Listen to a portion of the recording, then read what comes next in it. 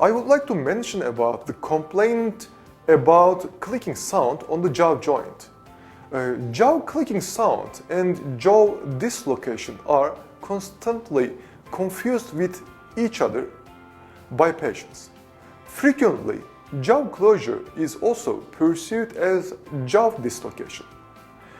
The basis of jaw clicking sound or jaw joint dislocations, there are factors such as the tendency and the using of incompatible crowns for many years, the presence of a jaw face accidental trauma from the childhood, the presence of unstable prosthesis, excessive opening of the mouth during tooth extraction, forcing much to the jaw joint by applying excessive force during tooth extraction, and edentulous conditions, presence of irregular non-anatomical fillings, unilateral chewing condition and genetics.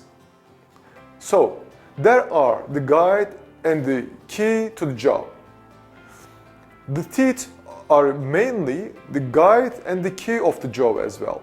The solution to the problems that I have just mentioned is possible with the proper initial treatment of the jaw and the teeth, and the dental treatments that are tried to be done regularly also protect the jaw joint.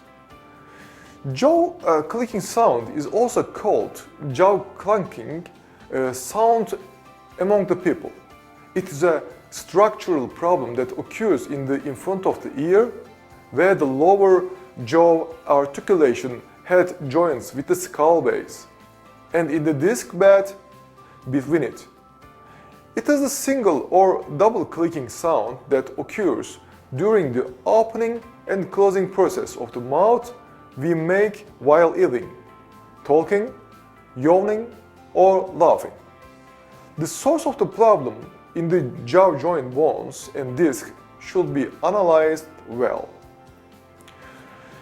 In the advanced stages of the jaw joint disorder, permanent deformations occur in the tissues and the structures in the joint area, and the condition that is seen as jaw clicking sound in the initial stages.